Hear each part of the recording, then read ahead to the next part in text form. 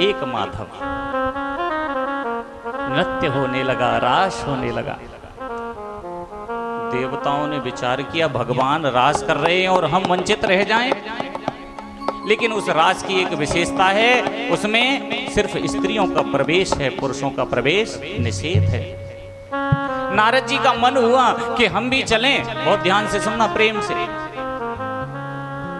नारद जी का मन हुआ कि हमें भी उस रास में जाकर के सम्मिलित होना चाहिए। नारद जी ने जैसे ही ब्रज में प्रवेश किया तो भगवान बोले यहाँ पुरुषों का प्रवेश नहीं है।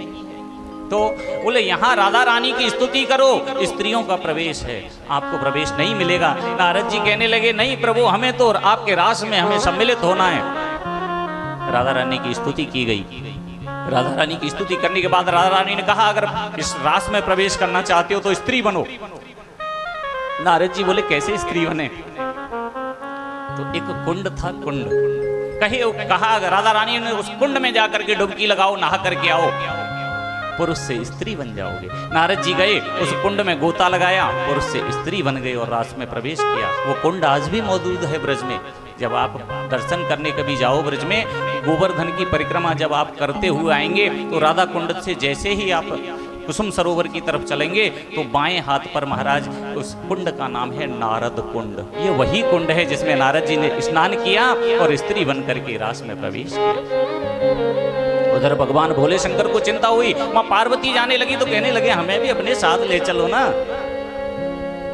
पार्वती जी बोली नहीं नहीं नहीं, वहां पुरुषों का प्रवेश निषेध है, वहां पुरुष नहीं जा सकते। अरे हमें आप गोपी बना के ले चलो। गोपी बना करके लाई और वहां गोपी बना करके जब प्रवेश किया है तो वहां नृत्य किया आदि। आप सबको कथा लगभग में पता है, भगवान भोले शंकर ने जब वहां तांडव किया है तो उस दिन से भगवान का एक स्वरूप वृंदावन में पूजा जाता है गोपेश्वर के नाम से। बोलिए गोपेश्वर नाथ की जय हो। गोपेश्वर नाथ, उनकी विशेषता क्या है? आप सुबह उनके दर्शन करोगे तो भगवान भोले शंकर के रूप में उनका अभिषेक करो, और जब सायंकालीन उनका दर्शन करोगे वो गोपेश्वर भगवान का, तो उन्हें गोपी बना करके श्रृंगार करके तैयार किया जाता है। और एक बात बताएं आपको, लक्ष्मी जी को प्रवेश नहीं मिला। लक्ष्मी जी को रास में प्रवेश नहीं मिला। लक्ष्मी जी उदास हो गई, प्रभु हम आपकी अर्धांगिनी और हमको रास में प्रवेश नहीं मिलेगा। भगवान बोले लक्ष्मी जी तुम्हें रास में प्रवेश नहीं मिल सकता। तो क्या करूं मैं जिससे मुझे इस रास में प्रवेश मिल जाए? भगवान बोले आपको अभी तपस्या करने की आवश्यकता है। बोले कब तक करूं?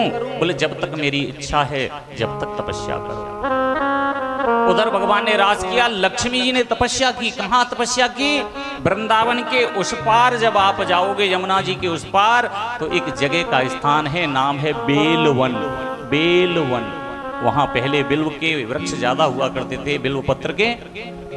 वहां आज भी स्थान है, आज भी वहां वृक्ष हैं, और वहां लक्ष्मी जी का साक्षात मंदिर है। और मंदिर की विशेषताएं और सुन लीजिए आप। लक्ष्मी जी वहां बैठ करके तपस्या कर रही हैं। लक्ष्मी जी की जो दृष्टि पड़ रही है वो वृंदावन पे पड़ रही है, इसलिए वृंदावन में कभी धन की कमी नहीं हो सकती, क्योंकि लक्ष्मी जी की सामने की दृष्टि पड़ रही है वृंदावन पे। लक्ष्मी जी को प्रवेश नहीं मिला। उस मंदिर की विशेषताएं बेलवन की, आप धन से कितने भी परेशान हो, वहां जाकर के मत्था टेक लो और कह दो हे लक्ष्मी जी तुम्हारा ही सहारा है, हमारे जीवन में कुछ आश्चर्य कर दो।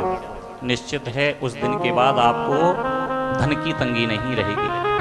पूरे पौष के महीने में वहां मेला लगता है। सर्दी आती है ना जब, पूष के महीने में चकाचक मेला लगता है। और भोग किसका लगता है? खिचड़ी का। और गुरुवार के दिन तो महाराज वहां कहना ही क्या, आज भी गुरुवार के दिन वहां खिचड़ी का भोग लगता है। कहने का तात्पर्य लक्ष्मी जी को प्रवेश नहीं मिला और सारी गोपियां ब्रज में भगवान के साथ क्रीड़ा करती हैं, रास करती हैं। उस रास में आप भी सम्मिलित होइए। रास रासेश्वर भगवान की